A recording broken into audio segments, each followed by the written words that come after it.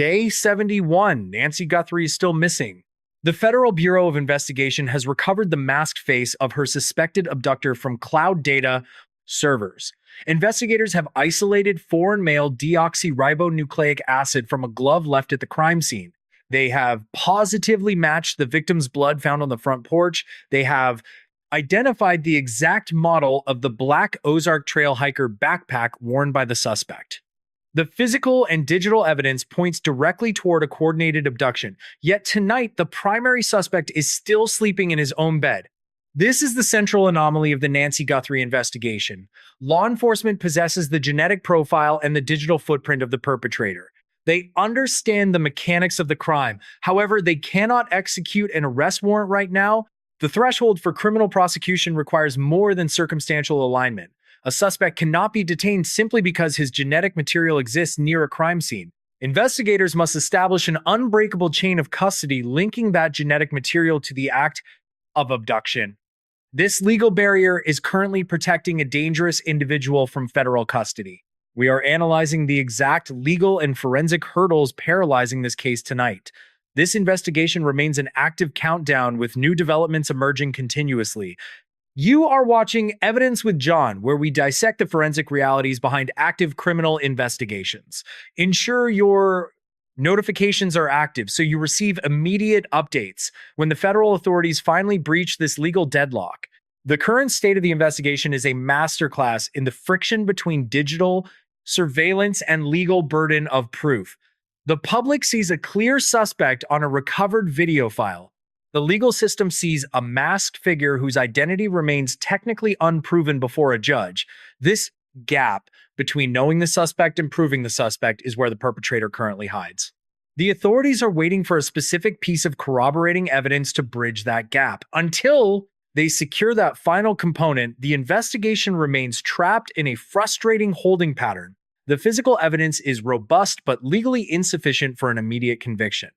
The deoxyribonucleic acid requires a direct comparative sample obtained legally. The recovered video requires a supplementary witness or digital ping to confirm the physical location of the suspect.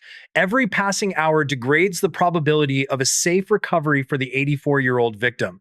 The stakes are absolute because the victim requires daily cardiac medication and a functioning pacemaker. The suspect understands these medical constraints perfectly. This brings us to the foundational timeline of the crime itself. The sequence begins on the evening of January 31st, 2026. Tommaso Cioni drove his mother-in-law, Nancy Guthrie, back to her residence. He departed the premises at 9:50 in the evening. The environment remained undisturbed for approximately 4 hours. At 1:47 in the morning, the residential camera lost its network connection. The physical device was tampered with and disconnected from the local wireless network. 41 minutes later, a secondary digital event occurred. At 2:28 in the morning, the victim's pacemaker application severed its Bluetooth connection with her cellular device. The family initiated a formal police response by noon on February 1st. Law enforcement discovered blood matching the victim on the exterior property. Over the next 13 days, the investigation escalated rapidly from a missing person search to a federal kidnapping operation. On February 10th, federal agents released the cloud-recovered image of the masked suspect carrying the black backpack. 3 days later, a special weapons and tactics unit executed a high-risk search warrant. They raided the residence of Luke Daly and Mary Daly. Agents impounded a Range Rover vehicle for forensic analysis and temporarily detained the individuals. The authorities ultimately released them without filing any criminal charges.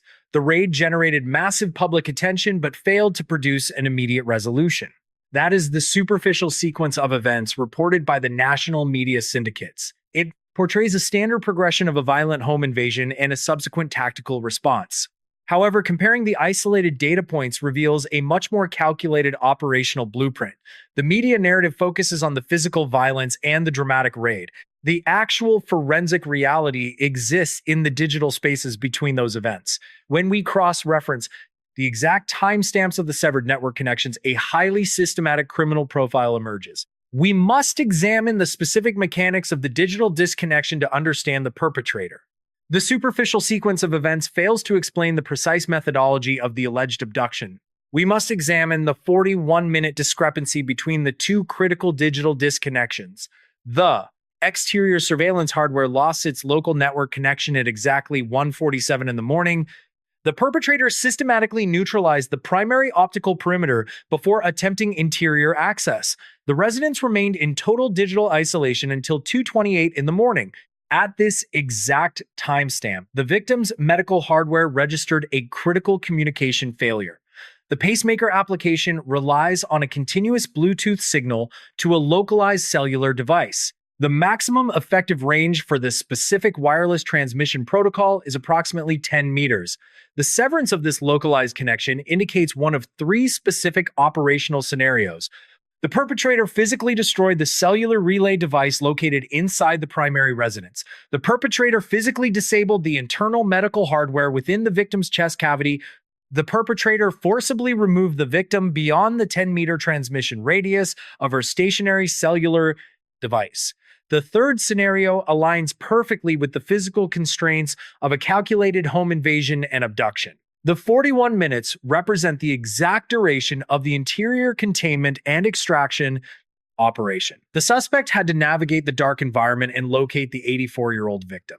He had to manage her limited physical mobility while preventing any acoustic distress signals. He required sufficient time to execute the extraction without triggering secondary neighborhood alert systems. This timeline demonstrates a highly methodical approach rather than a disorganized or impulsive residential burglary. The perpetrator clearly understood the spatial layout and the technological vulnerabilities of the target location. The delayed pacemaker disconnection serves as a precise chronological marker for the victim's forced removal from the property. He managed the physical environment perfectly for 41 uninterrupted minutes in the darkness. He systematically eliminated the local data transmission points to conceal his operational movements. The perpetrator assumed the physical destruction of the hardware permanently eliminated the visual record. He failed to account for the redundant data synchronization protocols of modern cloud computing infrastructure. The exterior surveillance system utilizes a simultaneous upload protocol to transmit data packets to remote servers. On February 10th, federal authorities successfully retrieved the buffered data from these off-site storage facilities. The recovered video frames provide a comprehensive visual profile of the primary suspect. The reconstructed footage displays a male subject standing approximately 1.75 meters tall. He deliberately utilized a dark facial covering to obscure his biometric identifiers from the camera lens. He is clearly documented carrying a specific black Ozark Trail hiker model backpack. The specific volume, capacity, and design of this backpack indicate a premeditated requirement for transporting materials. This digital reconstruction correlates directly with crucial biological evidence recovered from the physical crime scene. Investigators conducting a methodical perimeter search located a discarded textile glove near the exterior boundary. Forensic technicians processed the interior friction ridges of the glove for epithelial cell transfer. The laboratory analysis successfully isolated and confirmed a complete foreign male genetic profile from the material. The investigation now possesses the two most highly valued categories of modern forensic evidence. The genetic material definitively places an unidentified male at the exact location of the violent extraction. The recovered digital footage establishes the premeditated and coordinated nature of the suspect's tactical approach. This convergence of physical and digital data points should theoretically initiate an immediate apprehension protocol. The federal agents possess the visual profile, the equipment specifications, and the exact genetic sequence of the alleged perpetrator. The exact timeline of the intrusion is mapped down to the specific minute of the victim's extraction. Why does this overwhelming volume of forensic data fail to cross the threshold for a federal indictment? If you want to understand the precise legal mechanism paralyzing this federal manhunt, you must subscribe to Evidence with John right now. The distinction between biological evidence and digital extortion creates a significant vulnerability during active missing persons investigations. The recovery of the genetic material on the exterior property established a definitive physical baseline for the suspect profile. The authorities aggressively pursued any digital communications exploiting the vulnerability of the targeted family network. On February 5th, law enforcement executed a federal arrest warrant for a former Los Angeles County employee named Derek Colella. The charging documents allege Colella initiated a sophisticated extortion protocol targeting the relatives of the missing octogenarian. Suspect demanded a substantial financial transfer utilizing decentralized cryptocurrency networks to guarantee the safe return of the victim.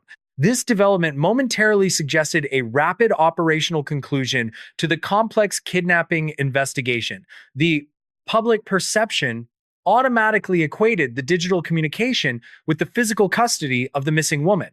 However, federal investigators employ rigorous analytical separation between opportunistic digital fraud and physical abduction. The forensic analysis of the digital infrastructure operated by Colella revealed a completely isolated criminal enterprise. The alleged extortionist utilized publicly available media reports to construct the threatening communications directed at the family. He possessed zero non-public knowledge regarding the specific mechanical details of the residential home invasion. The suspect lacked any biological correlation to the epithelial cells recovered from the discarded textile glove at the scene. The geographical data extracted from his cellular devices directly contradicted the established timeline of the physical extraction on February 1st. Colella functioned strictly as a digital scavenger, attempting to monetize an active tragedy through technological manipulation. The federal operation neutralized the digital harassment but failed to advance the physical recovery of the missing victim. The arrest served as a critical procedural filter, eliminating a massive source of investigative interference and resource drain. It forced the tactical authorities to return their total focus to the raw physical data recovered from the primary scene. The investigative trajectory required a direct physical link rather than a digital approximation generated by a secondary actor. The extortion attempt highlights the chaotic informational environment surrounding high-profile abduction cases in the modern digital era. Investigators must continuously separate authentic suspect communications from opportunistic financial schemes, masking as ransom demands. The authentic perpetrator maintained total operational silence following the physical extraction of the 84-year-old victim. This disciplined radio silence contrasts sharply with the frantic digital noise generated by the amateur extortionist. The absence of authentic demands indicates a highly specific motive, completely decoupled from standard financial extortion protocols. The perpetrator executed the high-risk residential extraction for reasons extending far beyond immediate monetary gain. The authorities required a secondary physical nexus to break the operational silence of the primary suspect. They shifted their strategic focus toward localized tactical interventions based on the accumulated circumstantial data points. The genetic profile and the digital video reconstruction formed the foundation for the next aggressive phase of the investigation. The tactical escalation would soon test the precise limits of circumstantial evidence within the federal judicial system. On February 13th, the federal task force initiated a massive tactical escalation based on their circumstantial intelligence matrix. A heavily armed special weapons and tactics team breached a residential property connected to Luke Daly and Mary Daly. The tactical operators secured the perimeter and detained the occupants for intensive interrogation protocols at a secure facility. Forensic technicians immediately seized a specific Range Rover vehicle from the premises for comprehensive biological and chemical processing. The deployment of a specialized tactical unit indicates a high degree of operational confidence in the underlying intelligence package. The authorities clearly believed the targeted location harbored critical physical evidence or direct knowledge of the abduction methodology. The rapid mobilization suggested the investigators had finally bridged the gap between the genetic profile and a physical suspect. The public anticipated an imminent press conference announcing formal federal kidnapping indictments against the detained individuals. However, the aggressive tactical maneuver collapsed against the stringent evidentiary requirements of the federal judicial system. The authorities released both individuals from custody without filing any formal criminal charges or securing a prolonged detention. The seized vehicle apparently failed to yield the necessary biological transfer evidence required to justify a continuing prosecution. This operational failure exposes the severe limitations of circumstantial evidence during an active missing persons case. The recovered digital footage and the genetic material represent powerful circumstantial indicators of potential criminal guilt. They place a specific physical profile at the crime scene during the critical operational window of the abduction. They demonstrate a clear chronological correlation with the forced extraction of the elderly victim from her residence. Yet, circumstantial evidence requires a jury to make an inferential leap to establish absolute criminal liability. Direct evidence involves a witness statement or a physical body directly proving the mechanical commission of the crime. The federal prosecutors lack the direct evidence necessary to meet the burden of proof required for a successful conviction. They must prove guilt beyond a reasonable doubt, which represents the highest standard in the American legal framework. The presence of foreign genetic material on an exterior lawn does not definitively prove the physical act of kidnapping. The defense counsel could easily argue the genetic transfer occurred during an unrelated and innocent interaction with the property. The prosecution requires an unbroken evidentiary chain linking the genetic profile directly to the physical control of the victim. The absence of the victim creates an almost insurmountable legal barrier for the federal prosecutors evaluating the case. They cannot definitively prove a homicide occurred without recovering the physical remains for a comprehensive pathological examination. They cannot prove a kidnapping occurred without establishing the current physical location or the precise methodology of confinement. The authorities are currently trapped in a legal paradox where they possess the suspect profile but lack the actionable proof. The federal agents appear to have encountered a solid procedural barrier in their investigative methodology. The entire investigation remained paralyzed in this legal deadlock throughout the final weeks of the month of February. The official channels maintained a strict operational silence regarding any new technical developments or forensic matches. The task force required a fundamental paradigm shift to bypass the restrictions of their circumstantial evidence matrix. This paralyzing deadlock continued until an unauthorized disclosure from within the investigation completely redefined the timeline. The leaked intelligence data would fundamentally alter the perceived sophistication of the alleged perpetrator. The procedural standstill dominating the middle of February eventually fractured under the weight of an unauthorized intelligence disclosure. According to a CBS News investigative report, an internal federal source leaked a critical secondary digital artifact. This specific data point radically alters the foundational understanding of the alleged perpetrator and his operational timeline. The previously analyzed cloud data retrieval did not merely yield footage from the morning of February 1st. The remote server logs reportedly contained an earlier deleted video file. This file captured the exact same masked individual standing at the exact same front door several days prior to the abduction. The suspect deliberately approached the residential perimeter and evaluated the optical coverage of the local surveillance hardware. The crucial analytical detail separating this initial visit from the night of the primary incident involves his equipment protocol. During the reconnaissance phase, the unidentified male arrived entirely empty-handed. He conducted his environmental vulnerability assessment and departed the residential boundary without attempting to breach the primary structure. When he returned on the night of the physical extraction, he specifically brought the black Ozark Trail hiker backpack. The deliberate addition of this high-capacity tactical storage equipment indicates a highly specific logistical requirement for the second visit. An opportunistic property offender brings a bag to carry stolen electronics or decentralized financial assets. A targeted abductor brings a bag because he anticipates the absolute necessity of transporting specific materials required for human containment. The perpetrator knew exactly what physical implements he needed to safely remove the 84-year-old victim from her residence. The backpack likely contained the precise restraints or chemical agents necessary to secure total compliance during the 41-minute interior operation. This prior surveillance documentation entirely eliminates the working hypothesis of a random residential intrusion escalating into a spontaneous kidnapping event. The suspect systematically scouted the target location and explicitly identified the specific technological vulnerabilities of the residential perimeter. He understood the exact visual arcs of the doorbell camera and accurately calculated the physical distance to the street access points. He recognized the specific demographic profile of the primary resident and equipped himself accordingly for the physical extraction. The chilling reality of this unauthorized disclosure is the sheer operational patience demonstrated by the alleged abductor. He stood on that specific porch days before the crime and consciously decided to return. This indicates a level of predatory calculation that terrifies behavioral analysts profiling the offender. The investigation is currently operating in its third consecutive month with 0 confirmed geographical sightings of the primary victim. The federal authorities have instituted a strict informational blackout regarding their active deployment of domestic surveillance assets.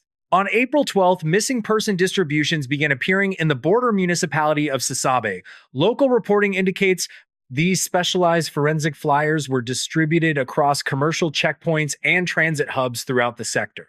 The federal task force has officially declined to confirm whether this geographical shift represents a credible investigative lead. It remains unclear if this deployment is merely a secondary public awareness protocol designed to generate civilian intelligence. A sudden deployment to a remote border crossing environment suggests investigators are actively analyzing potential international transit corridors. The severe urgency of this geographical expansion is directly tethered to the precise medical requirements of the missing woman. The victim requires a highly specific daily pharmaceutical regimen to maintain basic cardiovascular stability and prevent catastrophic heart failure. She requires immediate physical proximity to digital medical infrastructure to monitor the performance of her internal cardiac hardware. The complete absence of any verified medical emergencies or pharmaceutical acquisitions indicates a highly controlled containment environment. The perpetrator is either independently managing her complex medical requirements, or the investigation has silently shifted toward a terminal recovery operation. The federal strategic model currently relies on identifying a single operational error from a highly disciplined suspect. The alleged abductor successfully navigated the physical extraction and the initial digital evasion protocols. He effectively managed the exterior optical surveillance and executed a seemingly seamless geographical displacement from the primary crime scene. However, he is currently tethered to a piece of advanced medical technology he cannot easily manipulate or control. The serial number of the disconnected cardiac device remains permanently registered across global medical administration databases. If that specific internal hardware is ever scanned or connected to a localized medical network, the federal authorities will receive an immediate digital ping. The perpetrator faces a continuous logistical nightmare attempting to maintain total biological and digital isolation over an extended chronological period. The investigative task force is essentially waiting for the suspect to interact with the modern healthcare grid.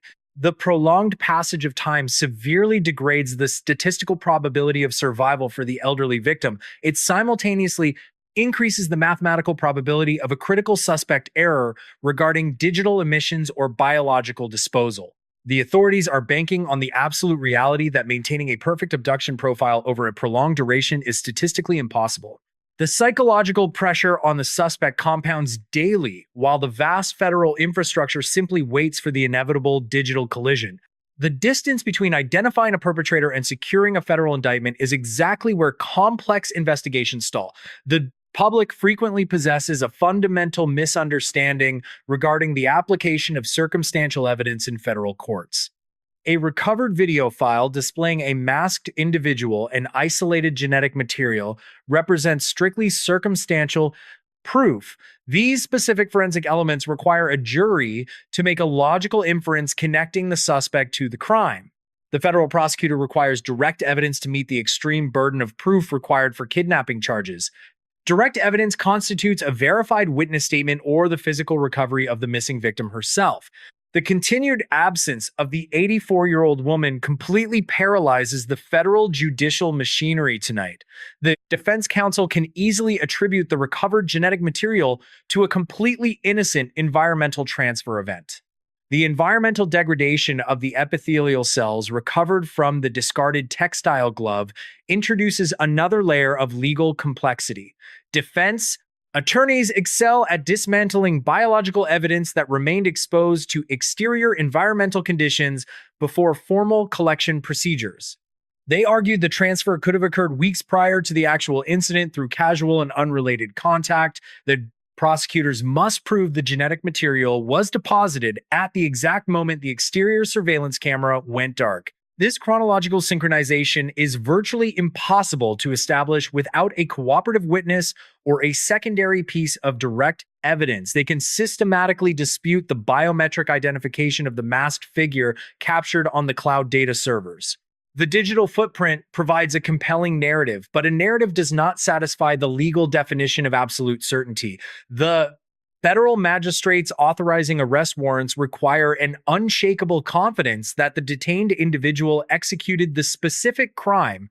The current operational matrix provides high probability but lacks the terminal certainty required for a federal grand jury indictment. This structural vulnerability within the legal system routinely protects highly sophisticated perpetrators from immediate physical custody. We analyze these specific forensic realities and legal loopholes meticulously here on Evidence with John every week. Understanding the precise mechanism of the legal system is absolutely essential for comprehending these prolonged federal investigations. The federal task force understands the primary suspect currently benefits immensely from this strict evidentiary legal requirement. They recognize that rushing a federal arrest warrant without direct evidence risks a catastrophic judicial dismissal pre-trial. A failed prosecution permanently shields the suspect under the constitutional protection against double jeopardy in American courts.